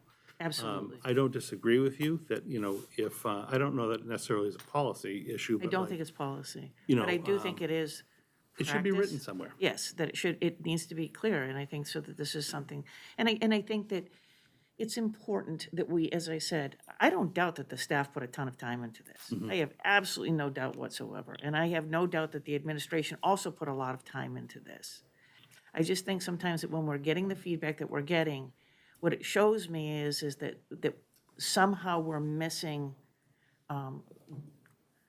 groups of students, you know, that may need a more targeted approach in terms of, you know, this type of information to alleviate any concerns or anxiety that they may be having. And in particular, special education students are the first ones that come to mind. And as I said, you know, it could have been that our special education staff, teachers, and the team chair people were involved in this. You know, maybe there is something that has been discussed around performance criteria in PLEP A and B that would, you know, indicate, okay, look, you know, we're going to grade students based on their individual performance relative to themselves as opposed to, you know, the general population. You know, maybe that's, you know, something to consider going forward. But, you know, as I said, I think that, I just think we have to be very mindful. And I think we have to be looped in, okay, so that we understand what's happening and what the process is so that we can support the staff and the administration as they, you know, bring these initiatives forward. All right, anybody else? Questions? I just want to say that I also don't question whether anybody worked hard at it. In fact, I know they did. And in the midst of a lot of work, I mean, it was not a difficult, an easy thing to do. But communicating that out now is just as crucial. And it sounds like we have a lot that we're trying to do. We're trying to address homework, right? And whether or not, you know, how it is that we're assigning that, right? We're looking at honor roll. We're looking at the comments section of the report cards. We're looking at, you know, the grading system that, you know, parents rely on to help them understand, plus the standards-based indication of, you know, whether or not the students are meeting the criteria for mastery in that particular standard. So, you know, there's a lot of information there. There's a lot that, you know, that we're taking on, and I think that we have to really, as I said, very carefully spell this out. All right, anything else? All right, well, thank you both for coming in and. Thank you all. Thank Good to see you. Thank you. See you guys. Thank you, ladies. Bye-bye. Dr. Parks. Good night. Go Army. All right, Guys, take care. okay. Schedules and calendars. Yep, so you have before you tonight, we just crafted together, looking at kind of a truncated end of the school year, trying to put together a presentation schedule so that we could get each of our 7 schools to come to a meeting to talk a little bit about their work that they're going on for the year. Again, we're going to mention a little bit of the SIP stuff that they have performed. And so they sent me a copy of their availability that we put together for them to each come in for a session. You know, one of the things that we'll try to do is line up like one of the departments who might be working closely with that particular school, because we don't have enough school committee meetings left to be able to do like a department meeting and a school meeting. So if we have a school that's working very closely with, say, science or English or whatnot, we'll try to have that department kind of do a co-presentation with the school so that over the course of the spring, we're seeing a department in the school. We may end up on some of the kind of bigger departments, say, like Bill with technology, he'll probably come in to do a mid-year and then like an end-of-the-year technology update, so that'll be separate from this. But this is just the schedule for you for each of our schools coming in to make their presentation. So I just wanted to give you those dates. They're always subject to change a little bit. Every once in a while, something comes up at a school, we end up flipping one out with another one. But I picked the dates that we kind of knew we could project between now and June, where we wouldn't have significant items, say, coming back from a school vacation week is difficult for a school to then be able to come Tuesday night and do a presentation. So I tried to avoid some of those nights. But we were able to sprinkle between January through May to have each of the schools come in. I'm going to assume we have to limit the number of people that, I mean, Yeah, well, we tried to do the online last year, Yeah. and honestly, it was very glitchy. right. So what we're gonna ask each of the schools to do again is to come in and, kind of my charge to them is to generate a 10 to 15-minute presentation from the school. We do want them to touch on something significant that they're working on, whether it's a content area or like something on their improvement plan. And then be able to have, 10 to 15 minutes of follow-up conversation with the school committee. We're going to try to limit the number of adults and obviously the number of students because we won't be able to have the big groups that have come in to traditionally, but we'll try to limit to like 4 to 6 per school, but at least be able to get you a sense of what's happening in that building. So those are the dates that we've worked out so far. Any questions on that? School calendar next. Yeah, so this is the time of year that we actually set our regular school calendar so people can make plans for next spring. So you do have the proposed 22-23 school calendar in front of you. You'll notice that we're consistently now going back for staff the Monday before Labor Day. So that's our staff orientation day. And then the students in grades 1 through 9 report back on Tuesday, the 30th. And then on the 31st, everyone is back. So that's when our sophomores through seniors join everyone else in the building. We have all the different holidays designated on the calendar. And then we have built-in days at the end of the year. We have 6 snow days built into the schedule just as what-ifs in case we get a snowstorm and the calendar gets pushed out. Obviously, if that doesn't happen, we don't take the days. But that's the draft calendar in front of you. So we'd recommend your approval so that we can get that posted and put out to families for advertising. Just want to point out it's a bad holiday break year, winter break there. It's only a week. Yeah. Being a well, teacher, that's the first thing I noted was the December break to see how long it's going to be, and it's not a good one. We don't get the good one for another 3 years. Yeah, So you need a motion. please. I make a motion to approve the Chelmsford Public Schools 2022 to 2023 academic calendar. All right, all in favor? Aye. Anybody opposed? Okay, great. Good. Next one, you have the proposed budget calendar for the year. So we're actually in the process, we just finished up our individual meetings with each of our schools to reconcile staff, which is a significant piece of the budget development process. So that is just reconciling now, getting all done. What we would recommend is typically the town manager's recommended budget comes out the last Monday in January. So we would traditionally, our first meeting after that, which for us is February 1st this year, we would make our budget recommendation to you that evening. We typically then, the way the calendar regularly falls, we're usually not on the third Tuesday in February, and then we come after the February break and we do our budget deliberation meeting where we have a posted meeting. This year, I didn't realize when we actually posted the schedule. So we have the 8th and then the 15th all fall prior to the vacation week. I'm actually not going to be here on the 15th, and then we have vacation week the week after. So my recommendation would be to have the presentation to you on the 1st and get you all your budget materials. And then we can talk a little bit later, I'm not sure if Dennis mentioned to you, maybe moving the meeting from the 15th up a week to the 8th so that we could still have 2 meetings in February. But I'd prefer to be here if possible, if you could indulge me in that. And then we would have the regular budget meeting that first Tuesday in March. And then if we ever had any snow or anything like that, we'd have to have the fall meeting on the 15th. But that still puts us more than a month out before town meeting, so that would be sufficient time-wise. Anybody questions on the budget calendar? Would anybody be opposed to moving our second meeting in February to the 8th from the 15th? No. That way, especially, that's big budgeting time, so it'd be good to have the superintendent here, so. Everybody okay with that? Yes. Okay, so let's, And that way, if you actually get any questions on the first, we could address them on the 8th before we come to the budget hearing. Sure. I will not be there for the January 4th meeting, just so you know. I'll be in California. Somewhere in between there. Anyway, And the January one? January 4th. Okay. Is that our first one in January? No, it's February. Is February 1st okay for you? Yeah, everything else is fine. Oh, okay, all right. Okay. Giving us a heads up. So if it's okay, we'll do the budget on February 1st and March 1st as advertised. And could we do a motion to move the, because we already voted on it, move the 15th of February to the 8th? Yep, I make a motion to move the February 15th, 2022 school committee meeting to February 8th, 2022. Second, okay, all in favor? Aye. Anybody opposed? Okay, 5-0. Thank you. And then we had one field trip before you tonight. This is a bid out. This is a high school trip for 9th to 12th grade students that our science department is looking to facilitate. This is April school vacation week of the year 2023, going to Ecuador and the Galapagos Islands.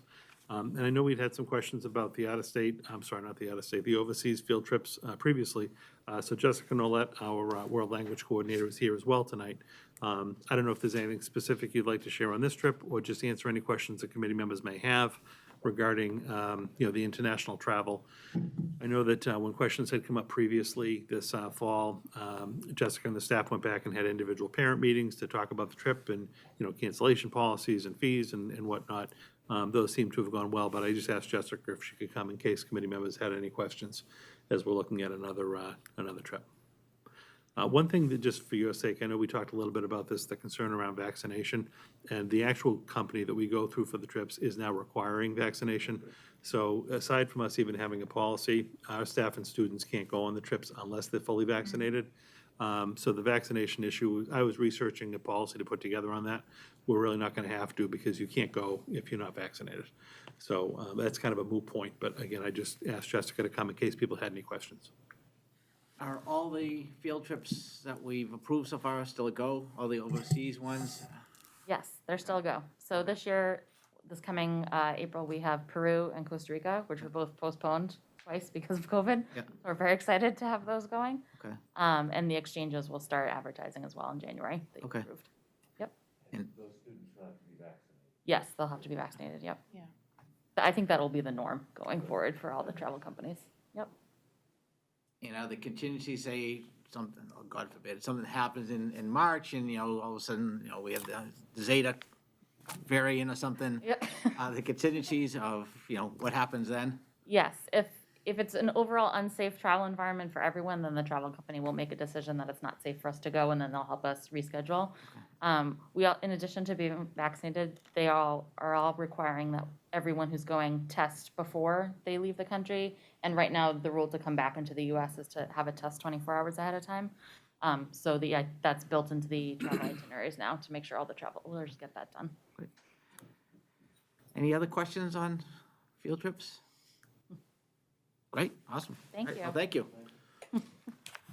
We need to approve that one, yeah. I make a motion to approve the field trips as presented. Okay, any further questions or discussion on it? All right, all in favor? Aye. Anybody opposed? Oop, okay, great. I feel like everybody wins on that vote. The field trip vote's always my favorite. Not usually Nobody a lot of- loses on a field trip vote. a lot of dissension in Yeah, those. yeah, no. All right, any liaison reports? Jeff? The Boosters Club met last Thursday, and they're continuing to work with various sports teams that need any kind of financial help. They're a great group. They do a lot of really wonderful work behind the scenes. They man that booth throughout all the home events, and now they're gearing up for the forum, doing the same thing at the forum. So that was a great meeting, and the Alumni Association met, and I was told by Mr. Simone, and I have to say this or else, on the website, the applications for their scholarships, and if you're a senior, you have to have it completed by January 7th, and if you're an alumni who wants a scholarship, you have to have it completed by January 21st, but all that information is on the Chelmsford High School Alumni Association webpage. Anybody else? Harrington, PTO did meet. They had a very nice turnout. It was Zoom this time because quite a few people weren't able to make it in person. Their color run went really well. They had a very good participation. Their winter store is coming up in conjunction with Byam. It'll be on this Saturday from 9 to 2. All items are $1 to $7, and there's quite a few folks who are participating in making some of the items, which is really wonderful. They are doing fleece jackets for all of their staff, which is terrific. They're running a math book club that's going to be coming up, and it's called, based on tabletop math. There are about 20 people enrolled in that, parents. And they had a tremendous number of parents volunteer for fourth grade events that's going to be coming up. And those parents came to this meeting. There was a request, some input, asking that consider carefully this year that the transition time at the end of the year to middle school, maybe do a bit more than we've done in the past, only because if you really think about it, they put it this way, a first grader has suddenly become a fourth grader and will suddenly become a fifth grader. So in other words, in between, there was quite a bit of time when these students were really not physically present to each other to be able to socialize and get to know one another and so on, over almost a 2-year period, 1.5, almost 2 years. And when you think about it in grade level wise, it's pretty impactful for everyone. So just, that was their input. All right, and thank you. All right, anyone else? I had CHIPS last night. They had a meeting. They had their open house for the current students. It went very well. PTO supplied pizza for all the teachers, so they were very appreciative of that. Their enrichments, they have the fire department coming in Friday to do a little thing, and they're planning events for January, February, March already. Their big fundraiser is, just went online. They do a holiday basket raffle, so that'll be going for, I think, next week. And they're also looking to plan an open house for new students for next year, sometime January, February. So they're very busy. All right, anybody else on liaison? No, I do have a question about, so I'm still trying to find a way to be able to, like, find out all the events that are happening at the schools. And sometimes I notice it on the calendar, like if you go to the main calendar, they're not necessarily, you have to go to the school calendar.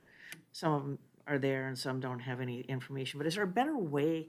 Because some of these like are like public events, right? You know, I think some people like to come to the concerts and things like that, that, you know, we could have just a page that would have, I don't know, school events. I'm trying to think of the best way to do this. And also, you know, I know we talked about this before, that the individual schools send out, the principals send out some more. Right. Right, and, you know, I mean, I go to the PTO meetings, but I still like to keep track of what's happening in the school, and it's really hard to be able to do that because I can't get those newsletters. Yeah, I did actually see an email, the end of last week, Chris O'Donnell, our communications director, and the, Brian, I forget his last name, from the web company that's been hosting a new website. They actually have been working on building out all new kind of calendar functionality. Okay. And they, you know, we kind of are one of the beta sites that are testing this new calendar for this website that he has behind us. I don't know if we're 100% converted over to the new site yet, but when we are, it'll be similar to like the athletic calendar. We don't host that. It's hosted by Right, a okay. different group. Yeah. But it's my understanding you'll be able to, let's say if you were at Byam or Center or something like that, if one of those schools actually had like an event on that calendar, it can feed up to the district calendar if we want it to. But then I believe as a user that you might be able to go in, like if you were the liaison for Center, you could go in and actually have your calendar configured to tell you what's happening at Center. And if you wanted to see Byam, you could have that clicked off too. But if you didn't want to see Byam, you just wouldn't click that box, and then that wouldn't be part of your calendar. And I do think also, not that you're going to want to see this on your own personal calendar, I think this functionality to kind of link it to a personal device. So like if you wanted to kind of follow what was happening at one of your schools, I believe you'll be able to do that. But let me actually, between now and Christmas, I know they're kind of trying to convert the school calendars over to this new site. Let me let that happen, and then after the first of the year, if you want, we can do a little update for you, and maybe even have Chris come and talk about some of the new functionality with the other website that we have. Yeah, that would be good, because I mean, even though I'm a liaison to certain schools, I like to, maybe go to, I don't know, trunk or treat at a different school. Right. But, sometimes it's hard to find out when that stuff is. Yeah, ideally, we want that to be on the individual school site, but we'd love it to be able to like map up to a district site. So if you wanted to just go to one place and see everything happening Right. at the same time, you can. I agree with you. Let me just do a little bit of work and figure out how it's all meant to work, and then we can have them come in for a demo. All right, great, thanks. All right, any new items? So two things. One, I don't think we actually got anything from the principals on the SIP presentations, like how does the information get disseminated to the school committee about the school improvement plan? Yeah. And the second is, as I went through the school improvement plan, I just happened to look at McCarthy, but I was thinking that might have been something good to, the homework grading and the whole process, to have that in the school improvement plan, but it wasn't noted anywhere in there.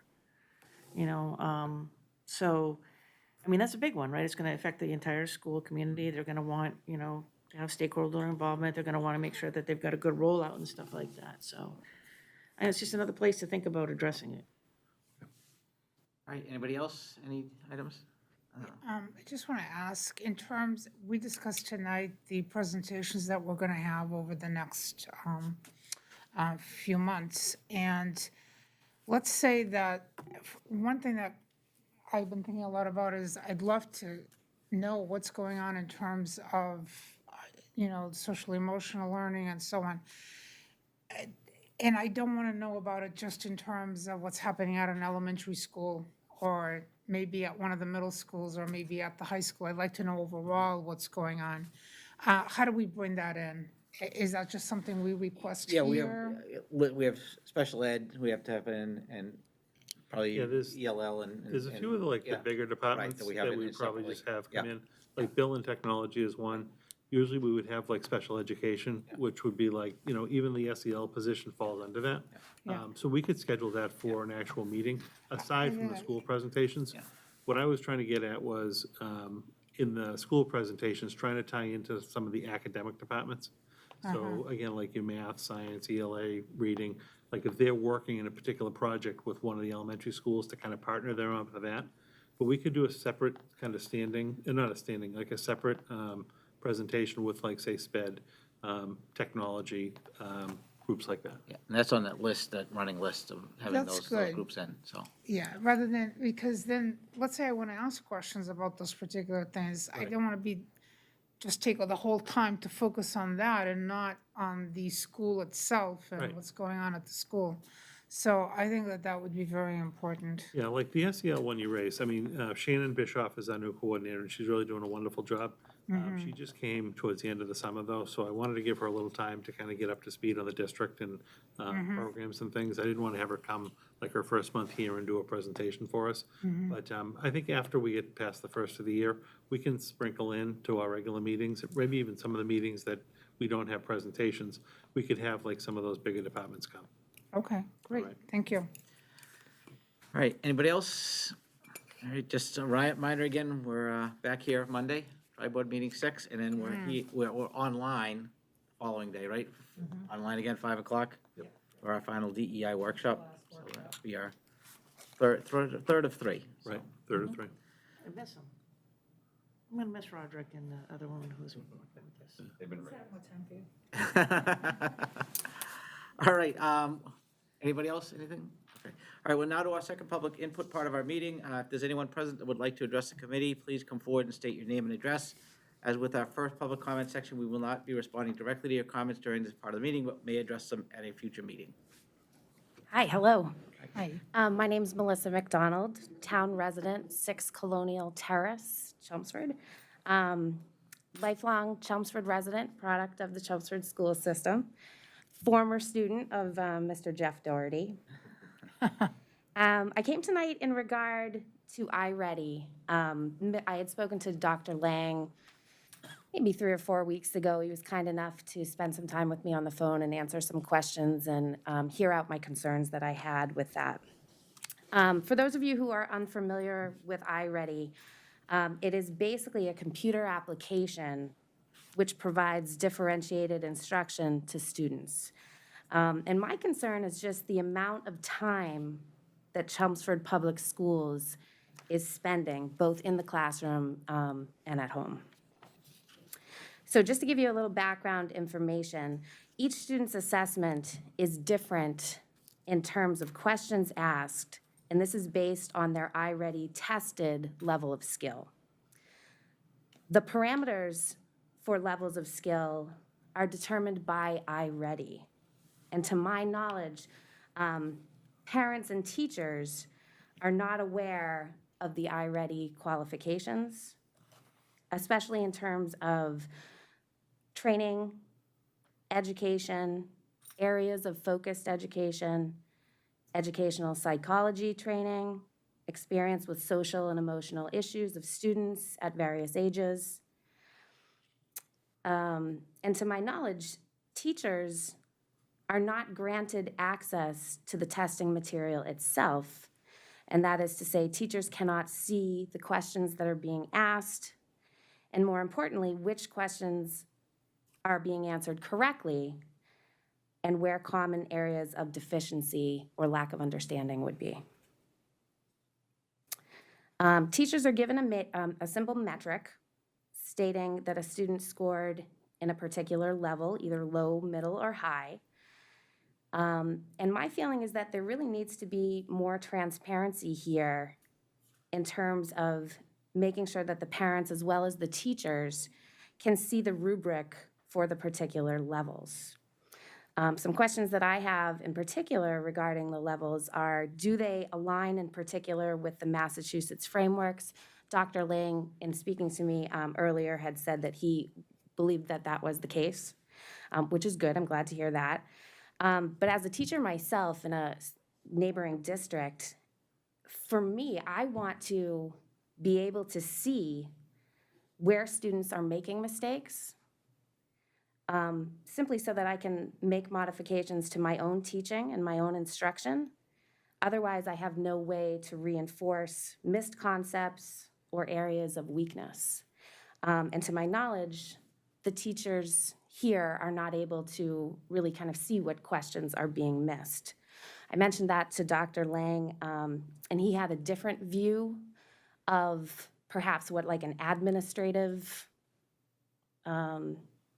role or what an administrator would be able to see as viewable kind of data.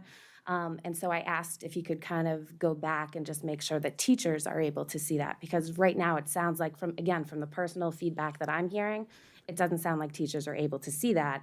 And clearly that, as a teacher myself, I need that information. I need to be able to change or modify my instruction based on student understanding.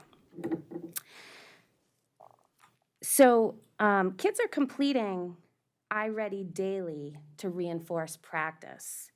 To speak personally, my own students, and I have 4 children in the Chelmsford Public Schools. I have a kindergartner and a 3rd grader at Center and a 5th and 6th grader at McCarthy. And my 6th grader in particular is being assigned 60 minutes of math each week for iReady practice, in addition to 45 minutes of ELA each week. So that's a significant amount of, extra practice.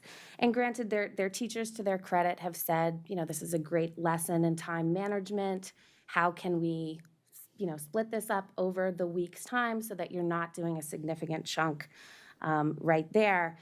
But I really feel like a better, more appropriate focus would or should be small group interactions instead of repeated computer direct practice.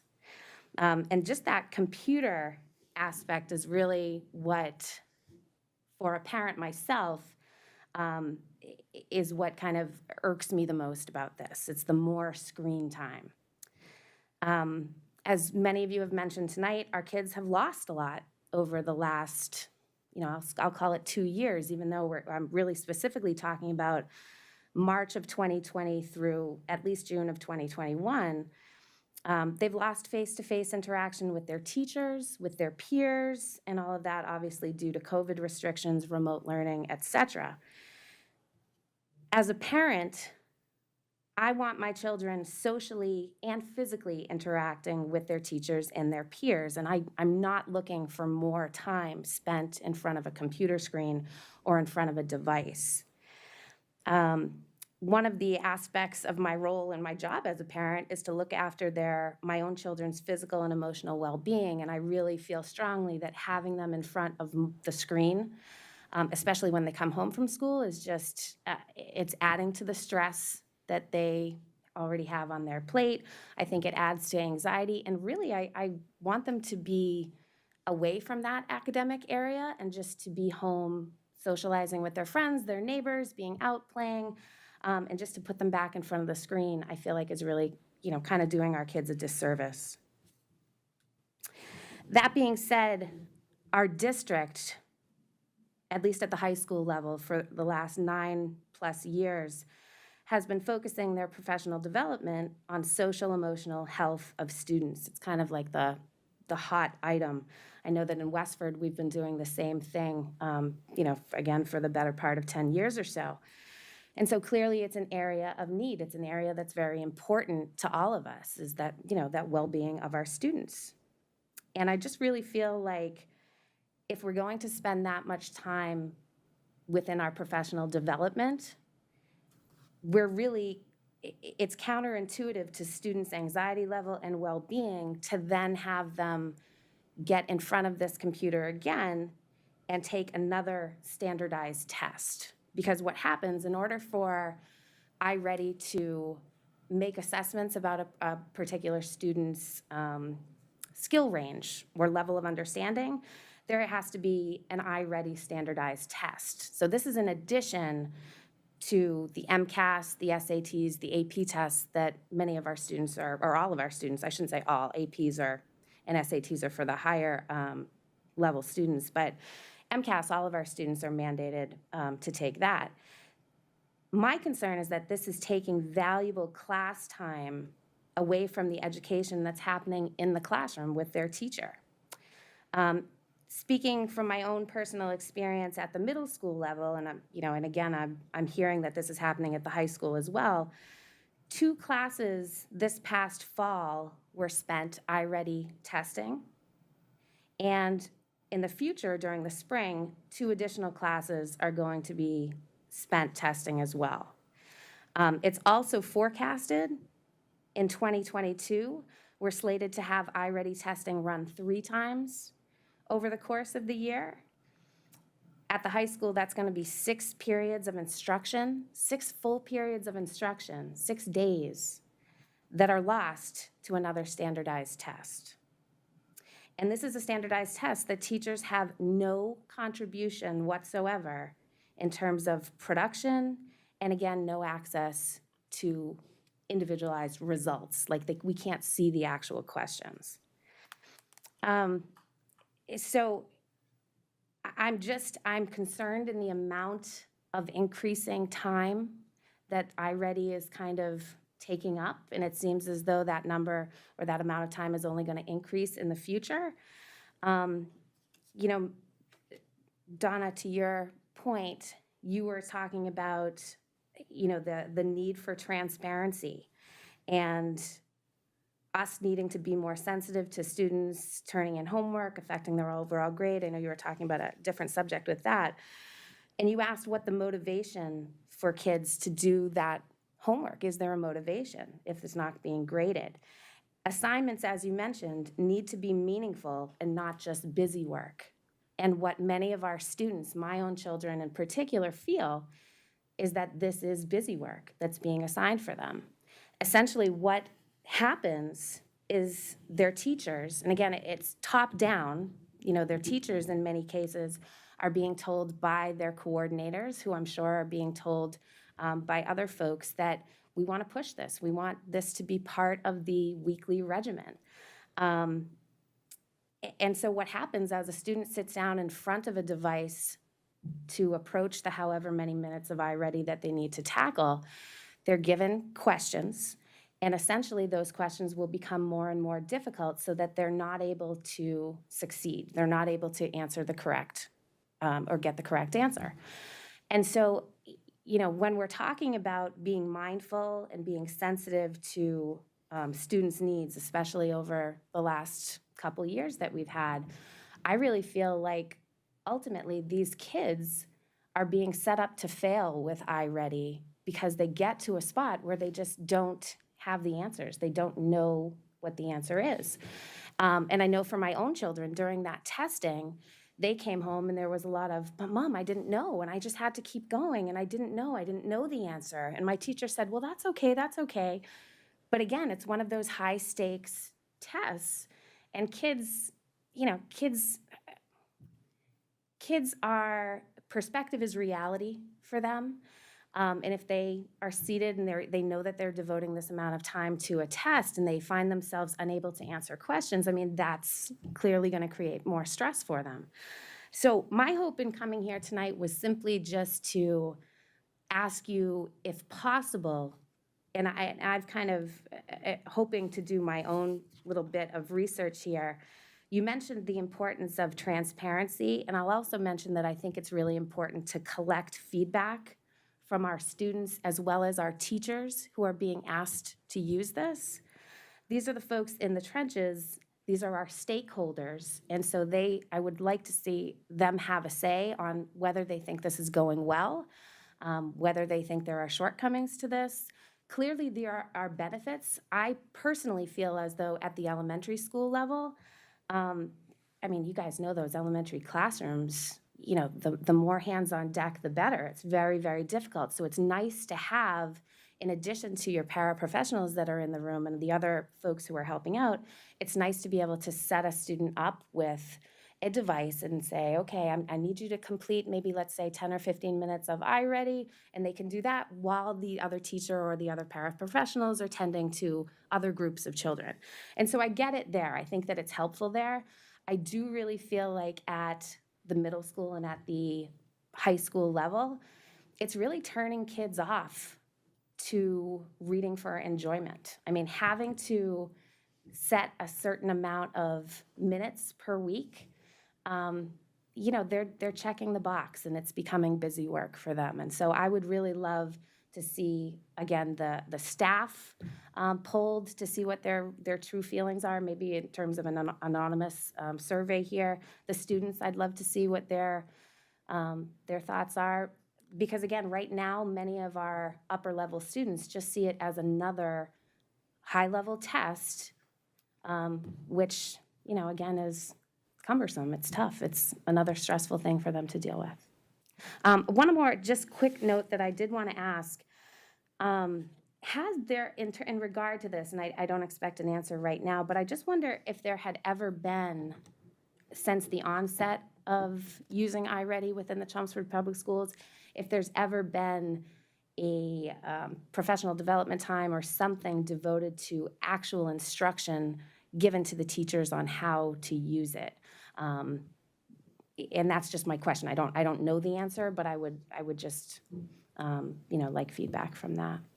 I really appreciate you all listening. Thank you so much. Thank you for coming. Thanks, Have thanks. a good night. You as well. All right, I believe that's it. All right, take a motion to adjourn. I make a motion to adjourn. Second. All in favor? Aye. Okay, 5-0. All right, thank you.